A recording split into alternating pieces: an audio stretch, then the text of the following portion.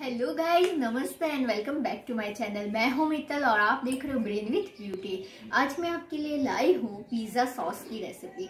बहुत ही इजी है, आप घर पे बना सकते हो। पिज़्ज़ा सॉस बहुत ही कम इंग्रेडिएंट्स से, तो आपको कैसे बनाना है मैं आपको बताती हूँ। और आप ये फ्रीज में स्टोर कर सकते हो, कम से कम 1 हफ्ते के लिए या फिर 15 दिन ये सॉस चल जाता है, बट आपको फ्रीज में रखना पड़ेगा।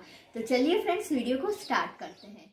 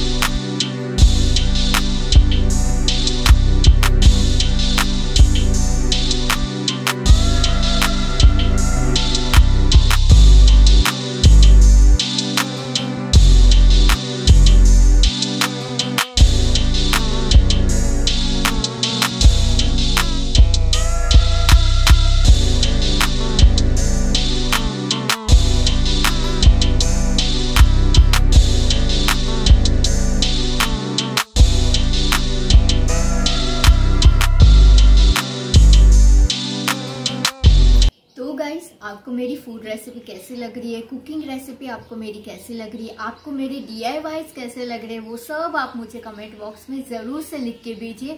तो मुझे समझ में आएगा कि आपको DIY चाहिए या फिर मेरी कुकिंग रेसिपी चाहिए या फिर मेरे क्राफ्ट्स के वीडियो चाहिए। आप मुझे सजेस्ट कीजिए कि मैं आपको कौन से वीडियो के साथ मिलूँ।